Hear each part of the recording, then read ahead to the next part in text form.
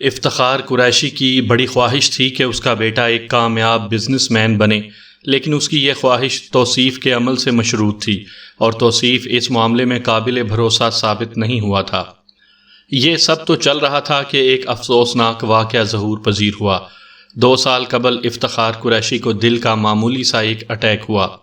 حملہ اچانک اور نچلی سطح کا تھا، اس لیے وہ جلد ہی سنبھل گیا، مگر یہ ابتدا تھی، ایک وارننگ تھی۔ اب اسے بہت زیادہ احتیاط کی ضرورت تھی۔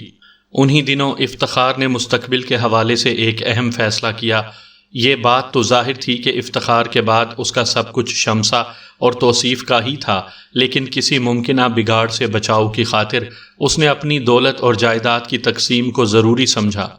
وہ توصیف کے لچھنوں سے بخوبی آگاہ تھا، اس لیے چاہتا تھا کہ ماں بیٹے کے درمیان کوئی بدمزگی پیدا نہ ہو۔ کافی سوچ بچار اور حساب کتاب کے بعد اس نے قریشی انجینئرز کے علاوہ اپنا شاندار رہائشی بنگلہ اپنی چہیتی بیوی شمسہ کے نام کر دیا۔ مذکورہ بنگلہ PECH سوسائٹی کے سب سے پوش بلاک میں واقع تھا۔ شمسہ کے استعمال میں رہنے والی سنی گاڑی پہلے ہی اس کے نام تھی۔ شمسہ کا ایک ذاتی بینک اکاؤنٹ بھی تھا جس میں ہر وقت ایک معقول رقم موجود رہتی تھی۔ طارق روڈ اور کلفٹن کے علاقے میں افتخار قریشی کے 2 لگژری فلیٹ بھی تھے جو کرائے پر اٹھے ہوئے تھے۔ اس نے وہ دونوں فلیٹ توصیف کے نام کر دیے۔ ازیں علاوہ اس کے نام سے ایک بھاری رقم بینک میں فکس کروا دی، جس کو استعمال میں لانے کے لیے شمسہ کی قانونی اجازت ضروری تھی۔ ایک شیراٹ گاڑی توصیف کے تصرف میں تھی، البتہ اس کا بینک اکاؤنٹ عموماً خالی ہی رہتا تھا۔ افتخار نے اس تقسیم میں یہ خیال خاص طور پر رکھا تھا کہ شمسہ کا پلڑا بھاری رہے، کیونکہ اسے یقین تھا کہ شمسہ دولت کی قدر کرنا جانتی ہے۔ دوسری جانب وہ توصیف کو چاہے کتنا بھی نواز دیتا، اس نے سب کچھ برابر کر دینا تھا۔ پھر یہ بھی تھا کہ شمسہ کی پوزیشن اگر مضبوط اور مستحکم رہتی تو وہ توصیف کو ہر مشکل میں سنبھالا دے سکتی تھی۔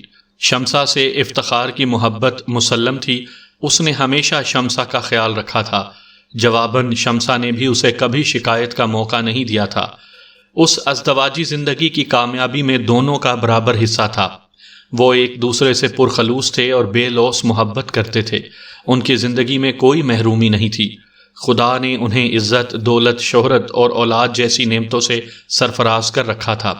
اگرچہ وہ توصیف کی جانب سے ہمیشہ تشویش میں مبتلا رہتے تھے، تاہم وہ اس کے ساتھ زیادہ سختی سے بھی پیش نہیں آ سکتے تھے۔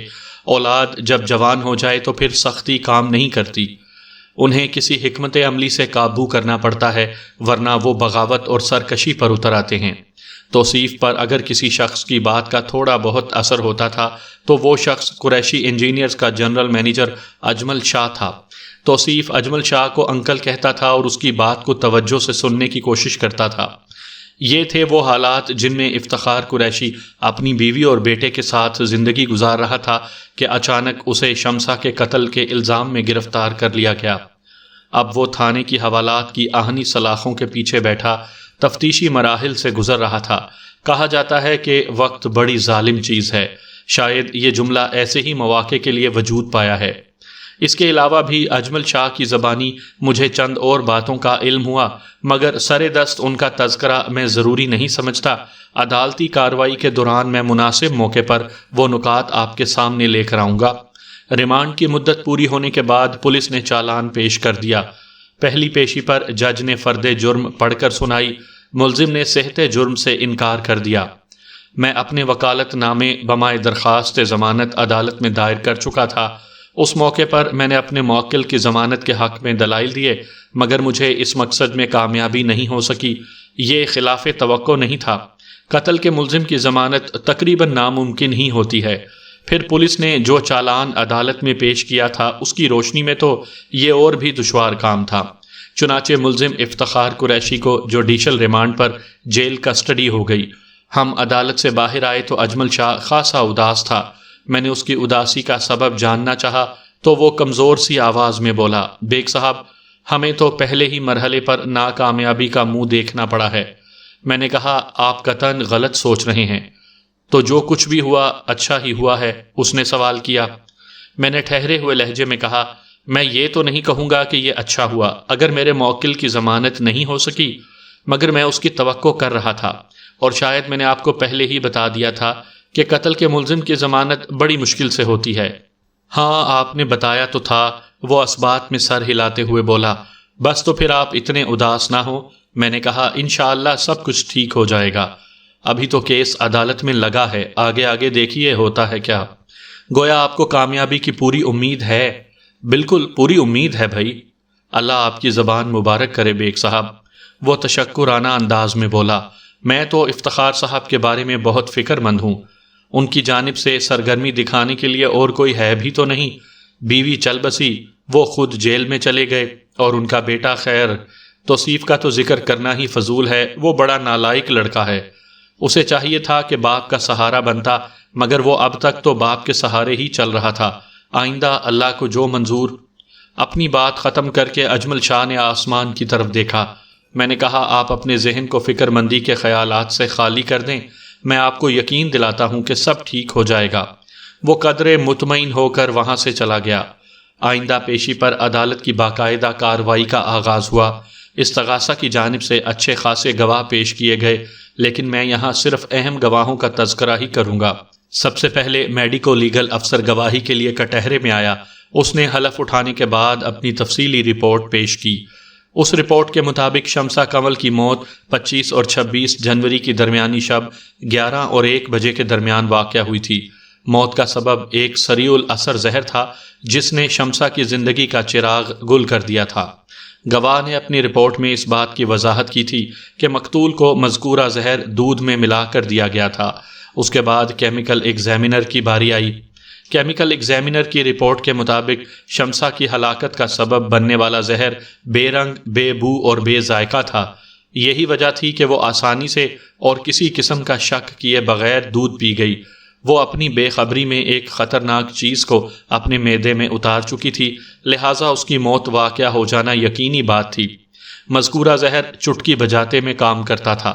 لیبارٹری ٹیسٹ میں اس جھوٹے گلاس کا معائنہ بھی کیا گیا تھا جس میں شمسہ نے وہ زہریلا دودھ پیا تھا۔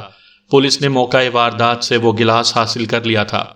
ازاں بعد ملزم کے دفتر کی تلاشی کے دوران میں انہیں ملزم کی ایک دراز سے وہ چھوٹی سی شیشی بھی مل گئی تھی جس میں مذکورہ زہر کی اچھی خاصی مقدار بھی موجود تھی۔ وہ بے رنگ، بے بو اور بے ذائقہ زہر صفوف کی صورت تھا، اور انتہائی سریع الاثر واقع ہونے کی وجہ سے اس کی قلیل مقدار کسی کو بھی موت کی نیند سلانے کے لیے کافی تھی۔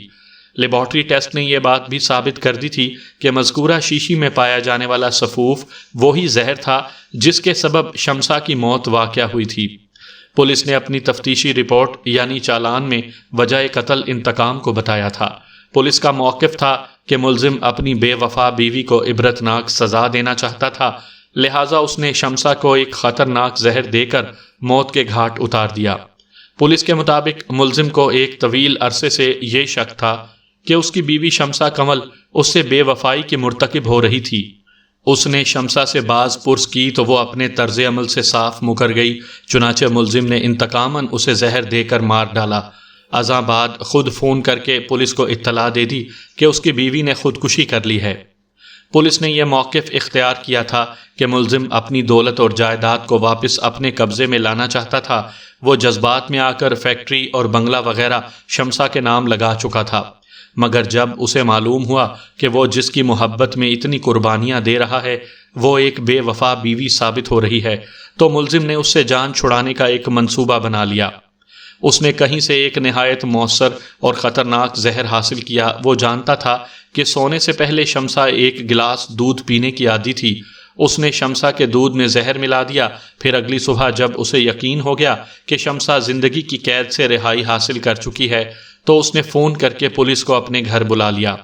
اس نے ایک قتل کو خودکشی کا رنگ دینے کی بھرپور کوشش کی تھی، مگر پولیس کے مطابق وہ معاملے کی تہہ تک پہنچ گئے تھے اور انہوں نے ملزم کے دفتر کی تلاشی لے کر قاتل زہر کی شیشی برآمد کر لی تھی۔ پولیس نے اپنے تئیں میرے موکل کو پھانسی لٹکانے کا پورا بندوبست کر ڈالا تھا، مگر میں مطمئن تھا، مجھے ملزم کی بے گناہی کا یقین تھا۔ ایک وکیل کو جب تک اپنے موکل کی بے گناہی کا یقین نہ ہو اس وقت تک وہ مطمئن نہیں ہوتا۔ میں نے ایک تجربے کار اور سمجھدار قانون پسند وکیل کی بات کی ہے، ورنہ ہمارے یہاں ہر قسم کے وکیل پائے جاتے ہیں۔ چند حضرات تو ایسے ہیں جو آخری وقت تک اپنے موکل کو خوش امیدی کے جال میں پھانسے رکھتے ہیں۔ انہیں ملزم کی بریت کا 1% بھی یقین نہیں ہوتا، مگر اس کے لواحقین سے وہ بڑی بڑی رقمیں اس بنا پر وصول کرتے رہتے ہیں کہ وہ جج کو ملزم کے حق میں ہموار کرنے کی کوشش کر رہے ہیں۔ میرے موکل افتخار قریشی کے بنگلے پر کل 4 افراد ملازم تھے۔ بنگلے کا گارڈ نما چوکیدار گلاب خان، گھریلو ملازمہ وحیدہ، خانسامہ انور علی اور ڈرائیور محمد حسین۔ یہ ڈرائیور عموماً شمسا کی گاڑی چلاتا تھا۔ افتخار اپنی گاڑی خود ڈرائیو کرتا تھا۔ خانسامہ انور علی کا دنیا میں کوئی نہیں تھا۔ وہ 24 گھنٹے کا ملازم تھا اور بنگلے کے عقبی حصے میں بنے سرونٹ کوارٹر میں رہتا تھا۔ اوپر کے کام کاج کے لیے وحیدہ موجود تھی۔ وہ روزانہ صبح 9 بجے آتی تھی اور شام کو 5 بجے چلی جاتی تھی۔ اس کی رہائش منظور کالونی میں واقع تھی۔ چوکیدار گلاب خان گیٹ کے ساتھ بنے ہوئے چھوٹے سے کمرے میں رہتا تھا۔ وہ سال میں 1 مرتبہ اپنے ملک یعنی مانسہرہ چھٹی پر جاتا تھا۔ ڈرائیور محمد حسین خدا داد کالونی میں رہتا تھا اور اس کی ڈیوٹی صبح 9 بجے سے شام 7 بجے تک ہوتی تھی۔ استغاثہ کے گواہوں میں یہ چاروں افراد شامل تھے۔ ان میں سے پہلے وحیدہ گواہی کے لیے پیش ہوئی۔ اس نے حلف اٹھانے کے بعد اپنا مختصر بیان ریکارڈ کروایا۔ پھر وکیل استغاثہ جراح کے لیے اس کے کٹہرے کے نزدیک پہنچ گیا۔ اس نے ایک طائرانہ نگاہ حاضرین عدالت پر ڈالی، پھر وحیدہ سے پوچھا، وحیدہ بی بی آپ ملزم کو کب سے جانتی ہیں؟ وہ چند لمحے سوچنے کے بعد بولی، لگ بھگ 5 سال سے۔ اس کا مطلب ہے یہاں آنے سے پہلے آپ ملزم سے واقف نہیں تھیں؟ جی بالکل، وہ جلدی سے بولی، اس کا یہی مطلب ہے۔ اور بیگم صاحبہ شمسا کے بارے میں آپ کیا کہتی ہیں؟ میں آپ کی بات نہیں سمجھ سکی، آپ شمسا کو کب سے جانتی تھیں؟ وحیدہ نے جواب دیا، جناب میں بیگم صاحبہ اور صاحب جی کو 5 سال سے ہی جانتی ہوں، اس سے پہلے میں ان دونوں میں سے کسی سے واقف نہیں تھی۔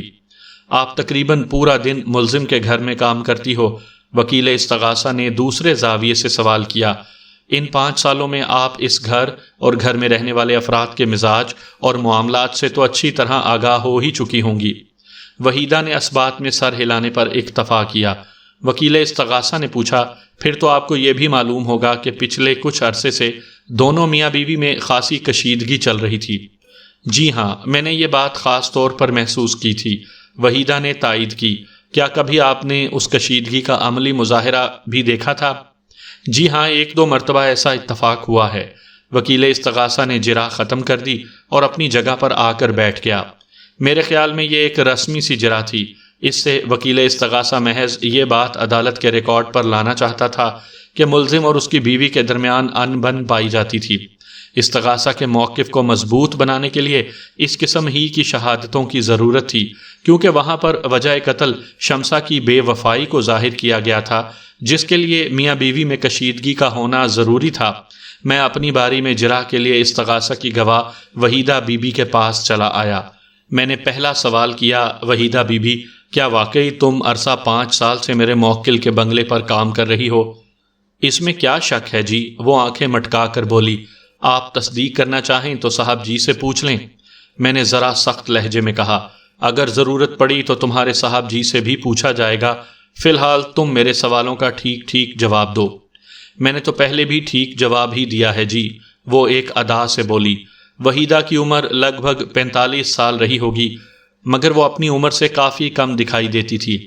پھر اس کی حرکات و سکنات میں ایک بانکا پن بھی پایا جاتا تھا، خاص طور پر اس کے چہرے کے تاثرات میں بڑی ورائٹی تھی۔ وہ بڑے خوبصورت اور دلکش انداز میں آنکھیں گھمانے کا فن بھی جانتی تھی، جن سے مخالف کے لیے اس میں بڑی کشش تھی۔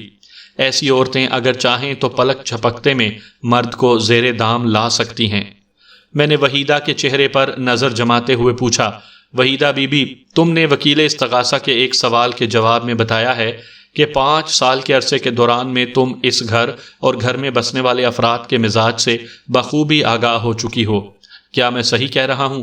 جی ہاں، میں نے وکیل استغاثہ کو یہی جواب دیا ہے۔ میں نے کہا، اور تم نے یہ بھی بتایا ہے کہ میرے موکل اور اس کی بیوی میں اچھی خاصی کشیدگی پائی جاتی تھی۔ وحیدہ نے ایک مرتبہ پھر اس بات میں جواب دیا۔ میں نے پوچھا، اس کشیدگی کی نوعیت کیا تھی؟ وہ اپنے مخصوص انداز میں آنکھیں مٹکاتے ہوئے الجھن زدہ لہجے میں بولی، وکیل صاحب، میں آپ کے سوال کا مطلب نہیں سمجھی۔ میں نے کہا، میں نے ایسی کوئی مشکل بات تو نہیں پوچھ لی، تھوڑی وضاحت کر دیں تو مہربانی ہوگی۔ میں نے وضاحت کرتے ہوئے کہا، وحیدہ بی بی، میں تم سے یہ پوچھنا چاہ رہا تھا کہ میرے موکل اور اس کی بیوی کے درمیان پائی جانے والی کشیدگی کا سبب کیا تھا؟ وہ جھٹ سے بولی، صاحب جی کو بیگم صاحبہ پر شک ہو گیا تھا۔ کس قسم کا شک؟ میں نے تیز نظر سے اسے گھورا۔ وہ رک رک کر بولی، صاحب جی کو شک تھا کہ بیگم صاحبہ ان سے بے وفائی کر رہی ہیں۔ یہ شک تمہارے خاوند جی کو تم پر کیوں نہیں ہوا تھا؟ میں نے طنزیہ لہجے میں کہا۔ مجھ پر کیوں جی؟ وہ گڑبڑا گئی۔ میں نے اس کے سوال کا جواب دینا مناسب نہ سمجھا اور پوچھا، وحیدہ بی بی، تم منظور کالونی میں رہتی ہو نا؟ جی ہاں، میں منظور کالونی میں رہتی ہوں۔ تم شادی شدہ بھی ہو؟ جی ہاں۔ تمہارے 4 بچے بھی ہیں؟ جی ہاں، بالکل ہیں۔ اس کے باوجود بھی میں نے ایک ایک لفظ پر زور دیتے ہوئے اس کی آنکھوں میں جھانکا اور چبھتے ہوئے انداز میں کہا، تم اپنے شوہر سے بے وفائی کی مرتکب ہوتی رہتی ہو، کیا میں غلط کہہ رہا ہوں؟ آبجیکشن یور آنر، وکیل استغاثہ نے اپنی جگہ سے اٹھ کر تیز آواز میں کہا۔ وکیل صفائی معزز گواہ کی کردار کشی کر رہے ہیں۔ میں عدالت سے استدعا کرتا ہوں کہ فاضل وکیل کو ایسی حرکتوں سے باز رکھا جائے۔ جج نے مجھ سے مخاطب ہوتے ہوئے پوچھا، بیگ صاحب، آپ استغاثہ کی گواہ مسمہ وحیدہ بی بی سے اس قسم کا سوال پوچھ کر کیا ثابت کرنا چاہتے ہیں؟ میں نے مؤدبانہ انداز میں کہا، جناب عالی، میں صرف حقائق کو سامنے لا رہا ہوں۔ معزز عدالت کے علم میں یہ بات لانا چاہتا ہوں کہ استغاثہ کا گواہ شہادت کے معیار پر پورا نہیں اترتا۔ وکیل استغاثہ نے جوشیلے لہجے میں مجھ سے دریافت کیا، آپ کے پاس کیا ثبوت ہے کہ استغاثہ کی گواہ اپنے شوہر سے بے وفائی کی مرتکب ہوتی رہتی ہے؟ وکیل مخالف کے جوش کو سوا کرنا ضروری ہوتا ہے۔ دراصل جوش کسی آتش گیر مادے کی مانند ہوتا ہے جو ذرا سی تحریک پر بھڑک اٹھتا ہے، اور یہ بات تو سبھی جانتے ہیں کہ جوش میں انسان اپنے ہوش و حواس سے بیگانہ ہو جاتا ہے۔ میں نے وکیل استغاثہ کے جوش کو دیا سلائی دکھانے کی خاطر اپنے موکل سے حاصل شدہ معلومات کی روشنی میں کہا، میرے فاضل دوست، آپ یہ بات اچھی طرح جانتے ہیں کہ عدالت میں ہر بات کو ثابت کرنا پڑتا ہے، اس لیے میں جو کچھ کہہ رہا ہوں اس کی سچائی کے لیے میرے پاس ٹھوس ثبوت بھی ہیں۔ میں وہی تو جاننا چاہتا ہوں، وکیل استغاثہ نے بپھرے ہوئے لہجے میں کہا۔ میں نے روئے سخن کٹہرے میں کھڑی استغاثہ کی گواہ وحیدہ بی بی کی جانب موڑتے ہوئے کہا، وحیدہ بی بی، کیا یہ غلط ہے کہ کچھ عرصہ قبل میرے موکل نے تمہیں رنگے ہاتھوں پکڑ لیا تھا؟ تم سامنے والے بنگلے کے چوکیدار سے رسم و راہ بنانے میں مصروف تھیں۔ میرے اس انکشاف پر وحیدہ کن اکھیوں سے وکیل استغاثہ کو دیکھنے لگی۔ میں نے دوسرا حملہ کیا، کیا یہ بات بھی غلط ہے کہ ایک موقع پر تم نے اپنے چھوٹے صاحب کو بھی رجھانے اور لبھانے کی بھرپور کوشش کی تھی؟ وہ تو شمسا نے تمہاری چوری پکڑ لی، ورنہ توصیف تو خود بھی اس میدان کا کھلاڑی ہے۔ وہ منمنائی، وہ جی، دراصل بیگم صاحبہ کو غلط فہمی ہو گئی تھی، ورنہ ایسی تو کوئی بات نہیں تھی۔ ہنسی مذاق کرنا کوئی جرم تو نہیں ہے۔ ہر چیز جب حد سے تجاوز کر جائے تو وہ جرم کے زمرے میں داخل ہو جاتی ہے۔ میں نے تیکھے لہجے میں کہا، تم اچھی طرح سمجھ رہی ہو میں کیا کہنا چاہتا ہوں۔ وہ کمزور سی آواز میں اپنا دفاع کرتے ہوئے بولی، میں نے آپ کو بتایا ہے نا جی، بیگم صاحبہ اور صاحب جی کو غلط فہمی ہو گئی تھی۔ تم بڑی خوش فہم ہو وحیدہ، میں نے طنزیہ لہجے میں کہا، جو یہ سمجھ رہی ہو کہ دوسروں کو تمہارے بارے میں غلط فہمی ہوئی تھی۔ وہ مدد طلب نظر سے وکیل استغاثہ کو تکنے لگی۔ وکیل استغاثہ نے اس کی دستگیری کرتے ہوئے کہا، جناب عالی، وکیل صفائی غیر ضروری باتوں میں الجھ کر معزز عدالت کا قیمتی وقت برباد کر رہے ہیں۔ اگر ان کے پاس پوچھنے کے لیے کوئی سوال نہیں بچا تو میں استغاثہ کا دوسرا گواہ پیش کرنا چاہتا ہوں۔ جج نے سوالیہ نظر سے مجھے دیکھا۔ میں نے جواباً کٹہرے میں کھڑی وحیدہ سے پوچھا، وحیدہ بی بی، تم روزانہ کتنے بجے ڈیوٹی پر آتی ہو؟ اس نے جواب دیا، صبح 9 بجے تک میں بنگلے پہنچ جاتی ہوں۔ اور چھٹی کتنے بجے کرتی ہو؟ میں نے پوچھا۔ اس نے بتایا، شام 5 بجے۔ کیا تم کوئی ہفتہ وار یا ماہوار چھٹی بھی کرتی ہو؟ جی ہاں، میں ہفتے میں 1 چھٹی کرتی ہوں۔ کون سے دن تمہاری چھٹی ہوتی ہے؟ جس دن صاحب جی گھر پر ہوتے ہیں، اس نے جواب دیا۔ میں نے کہا، تمہارا مطلب ہے ہفتہ وار عام تعطیل کے روز؟ جی ہاں، میں اسی دن چھٹی کرتی ہوں جب سبھی لوگ چھٹی کرتے ہیں۔ میں اصل موضوع کی طرف آ گیا اور پوچھا، وحیدہ بی بی، تم نے وکیل استغاثہ کے ایک سوال کے جواب میں بتایا ہے کہ تم نے اپنے صاحب جی اور بیگم صاحبہ کے درمیان مبینہ کشیدگی کا عملی مظاہرہ بھی کئی بار دیکھا ہے۔ کئی مرتبہ نہیں، وکیل استغاثہ فوراً بیچ میں کود پڑا۔ معزز گواہ نے بتایا تھا کہ اس نے 1-2 مرتبہ اس کشیدگی کا عملی مظاہرہ دیکھا تھا۔ اس یاد دہانی کا شکریہ میرے فاضل دوست، میں نے وکیل استغاثہ کی طرف دیکھتے ہوئے معنی خیز لہجے میں کہا۔ جج نے مجھے تاکید کی، بیگ صاحب آپ اپنے سوالیہ جملے میں سے کئی مرتبہ کے الفاظ کو 1 یا 2 مرتبہ سے بدل کر جرا جاری رکھیں۔ میں نے جج کی ہدایت کے مطابق وحیدہ سے سوال کیا، پھر پوچھا، کیا تم کشیدگی کے عملی مظاہرے کی وضاحت کرو گی؟ وضاحت کیا کروں جناب، وہ عجیب سے لہجے میں بولی۔ بس دونوں آپس میں ایک دوسرے کو کھری کھری سناتے تھے۔ ایک لمحے کے توقف سے اس نے تبصرہ کرنے والے انداز میں کہا، بس جی، جب میاں بیوی کے درمیان سے اعتبار اٹھ جائے تو پھر صبح شام اسی قسم کے واقعات پیش آتے ہیں۔ میں نے اس کے نادر و نایاب تبصرے کو نظر انداز کرتے ہوئے کہا، وحیدہ بی بی، میری معلومات کے مطابق افتخار قریشی اور شمسہ عموماً ایک ساتھ ہی گھر سے نکلتے تھے اور وہ تقریباً 11 بجے فیکٹری کے لیے گھر سے روانہ ہوتے تھے۔ چند لمحات کا وقفہ دے کر میں نے اس کے چہرے کے تاثرات کا جائزہ لیا اور اپنی بات کو آگے بڑھاتے ہوئے کہا، شمسہ روزانہ 5 بجے فیکٹری سے واپس آتی تھی، جبکہ افتخار قریشی 7-8 بجے تک لوٹتا تھا۔ پھر تم نے انہیں کس وقت آپس میں کشیدگی کا عملی مظاہرہ کرتے ہوئے دیکھ لیا؟ تم تو صبح 9 بجے سے 5 بجے تک بنگلے پر رہتی ہو۔ کیا تم یہ کہنا چاہتی ہو کہ ان کے ساتھ ہی تم بھی فیکٹری جاتی تھیں، اور یہ کہ تم نے ان پر گہری نگاہ رکھی ہوئی تھی؟ وہ جی، میں نے انہیں چھٹی کے روز لڑتے جھگڑتے دیکھا تھا، وہ بے ساختہ بولی۔ بہت خوب، میں نے استہزائیہ انداز میں کاٹ دار نظر سے وکیل استغاثہ کی جانب دیکھا۔ اس دوران میں وحیدہ نے بھانپ لیا تھا کہ وہ کوئی غلط بات منہ سے نکال چکی ہے۔ اس سے پہلے کہ وہ سنبھلتی یا کوئی نیا جھوٹ تراشتی، میں نے اسے آڑے ہاتھوں لیا۔ تم کون سی چھٹی کا ذکر کر رہی ہو وحیدہ بی بی؟ وہ جی اس کی سمجھ میں نہیں آ رہا تھا کہ کیا بولے اور کیا نہ بولے۔ میں نے اس کی بوکھلاہٹ سے بھرپور فائدہ اٹھایا اور سخت لہجے میں کہا، وحیدہ بی بی، تھوڑی دیر پہلے تو معزز عدالت کے روبرو اس بات کا اقرار کر چکی ہو کہ عام تعطیل کے دن تم ڈیوٹی پر نہیں آتی تھیں، اور اب کہہ رہی ہو کہ تم نے چھٹی کے دن اپنے صاحب جی اور بیگم صاحبہ کو لڑتے جھگڑتے دیکھا تھا۔ تمہارے کون سے بیان کو سچ سمجھا جائے؟ دونوں کو۔ وہ شدید الجھن کا شکار نظر آتی تھی۔ یہ کیسے ممکن ہے؟ میں نے سخت لہجے میں کہا۔ جج نے اسے سرزنش کی، بی بی، یہ عدالت کا کمرہ ہے، جو بھی کہنا ہے سوچ سمجھ کر کہو، تمہارا بیان تمہیں کسی بڑی مصیبت میں گرفتار کروا دے گا۔ وکیل صاحب کے سوال کا واضح جواب دو۔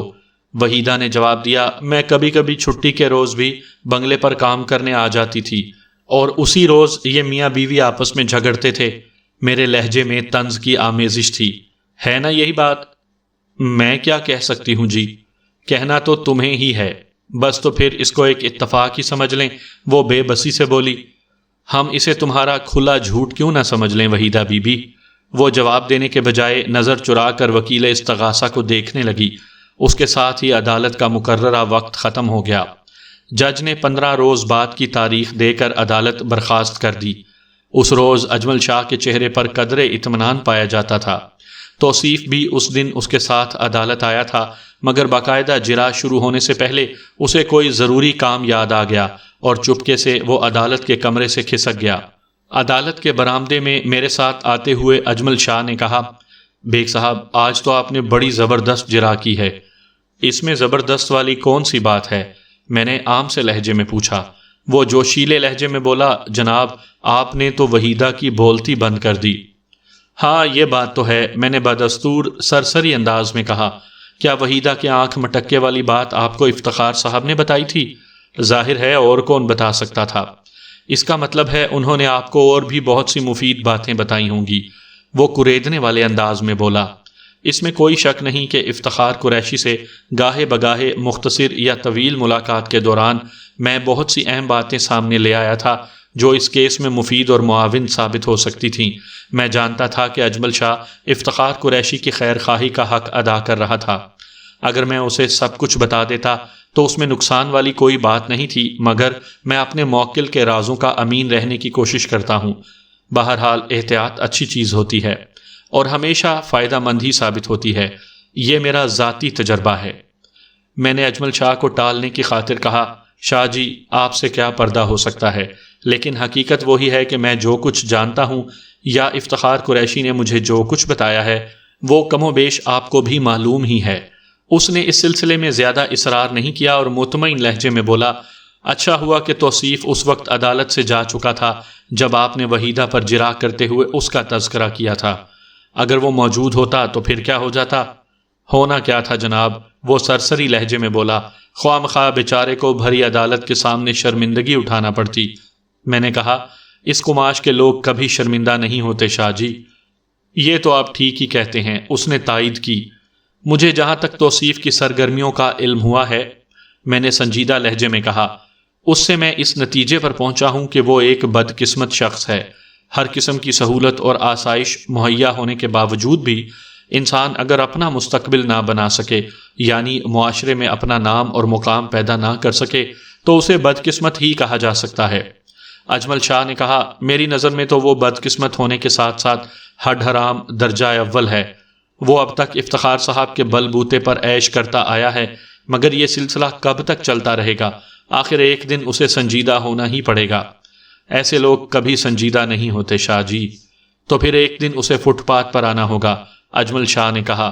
کسی کی نصیحتیں کہاں تک کام آ سکتی تھیں اگر ان پر عمل نہ کیا جائے؟ میں نے کہا، اس قسم کے افراد نصیحت کرنے والوں کا مذاق بھی اڑا دیتے ہیں۔ اس بات کا مجھے ذاتی تجربہ ہے بیگ صاحب، اجمل شاہ نے سینے پر ہاتھ مارتے ہوئے کہا۔ سب سے زیادہ اسے میں ہی سمجھتا ہوں۔ وہ مجھے انکل کہتا ہے اور بلا شبہ اگر وہ کسی کی بات پر دھیان دیتا ہے تو وہ کسی میں ہی ہوں۔ میری تو پوری کوشش تھی اور اب بھی ہے کہ وہ افتخار صاحب کے کاروبار کو سنبھال لے۔ چلتا ہوا بزنس ہے، اسے زیادہ محنت بھی نہیں کرنا پڑے گی، مگر اس طرف اس کی طبیعت مائل نہیں ہوتی۔ میں نے کہا، ہاں حقیقت تو یہی ہے۔ خیر، اجمل شاہ نے ذو معنی انداز میں جملہ ادھورا چھوڑ دیا۔ میں اسے مصافحہ کر کے پارکنگ لاٹ کی جانب بڑھ گیا جہاں میری گاڑی کھڑی تھی۔ سامعین کرام، آپ سن رہے ہیں مرزا امجد بیگ ایڈوکیٹ کے لڑے گئے مقدمات میں سے ایک مقدمے کی رداد، دوسرا رخ۔ یہ اس سلسلے کی قسط نمبر 2 ہے۔ مجھے امید ہے آپ کو میری یہ کاوش پسند آ رہی ہوگی۔ گواہوں والے کٹہرے میں انور علی کھڑا تھا۔ انور کو میرے موکل کے پاس کام کرتے ہوئے طویل عرصہ ہوا تھا۔ وہ ایک دبلا پتلا شخص تھا، اس کی عمر 55 کے قریب تھی۔ اس حوالے سے وہ افتخار قریشی کا ہم عمر ہی تھا۔ وہ دنیا میں بالکل تنہا تھا، اس لیے مستقل طور پر وہ بنگلے ہی میں رہتا تھا۔ اسے مقامی کھانوں کے علاوہ کئی غیر ملکی ڈشیں تیار کرنا بھی آتی تھیں۔ اس وقت وہ ہلکے نیلے رنگ کے شلوار سوٹ میں ملبوس تھا۔ وکیل استغاثہ نے انور علی کا بیان ریکارڈ ہونے کے بعد اپنی جرح کا آغاز کیا۔ اس کے سوالوں میں جان نہیں تھی، اسے صرف اس لیے استغاثہ کے گواہوں میں شامل کیا گیا تھا کہ جائے وقوع پر پولیس والوں نے اس سے بھی پوچھ تاچھ کی تھی، اور جب تک انہیں افتخار قریشی کے دفتر کی دراز سے زہر والی شیشی نہیں ملی تھی، وہ انور علی ہی کو مشکوک نظروں سے دیکھتے رہے تھے، کیونکہ رات کو دودھ گرم کر کے وہی شمسا کو دیتا تھا۔ یہ برسوں سے اس کا معمول تھا، کیونکہ شمسا روزانہ رات کو سونے سے پہلے ایک گلاس نیم گرم دودھ ضرور پیتی تھی۔ اپنی باری پر میں اٹھ کر گواہوں والے کٹہرے کے نزدیک آ گیا اور انور علی کو مخاطب کرتے ہوئے کہا، انور علی، کیا اس سے پہلے بھی کبھی تم نے کسی عدالت میں گواہی دی ہے؟ نہیں جناب، وہ نفی میں سر ہلاتے ہوئے بولا، یہ میرا پہلا موقع ہے۔ تم نے ابھی تھوڑی دیر پہلے معزز عدالت کے سامنے حلف اٹھایا ہے۔ میں نے اس کے چہرے پر نظر جماتے ہوئے کہا، حلف اٹھانے کے بعد صرف اور صرف سچ ہی بولا جاتا ہے، اتنا تو تم جانتے ہی ہوگے۔ جانتا ہوں جی، اس نے کہا، اور میں نے سب کچھ سچ بتایا ہے۔ میں نے پوچھا، تمہیں ملزم کے بنگلے پر کام کرتے ہوئے کتنا عرصہ ہوا؟ 10 سال پورے ہو گئے، 11واں چل رہا ہے۔ اس دوران میں تم نے اپنے مالک یعنی افتخار قریشی کو کیسا پایا؟ وہ طبیعت کے بہت اچھے انسان ہیں، اور شمسا، وہ بھی انتہائی مہربان خاتون تھیں۔ وہ بھرائی ہوئی آواز میں بولا، دیرینہ ملازمین اپنے خلیق، شفیق اور خیال رکھنے والے مالکان کی جدائی پر جذباتی ہو ہی جاتے ہیں۔ میں نے دیکھا انور علی بھی آپ دیدہ ہو گیا تھا۔ میں نے پوچھا، استغاثہ کی ایک گواہ نے دعویٰ کیا ہے کہ دونوں میاں بیوی یعنی افتخار قریشی اور شمسا آپس میں لڑتے جھگڑتے رہتے تھے، تمہارا اس بارے میں کیا خیال ہے؟ میرا خیال ہے گواہ کا دعویٰ جھوٹا ہے، یعنی تم نے انہیں کبھی لڑتے جھگڑتے ہوئے نہیں دیکھا؟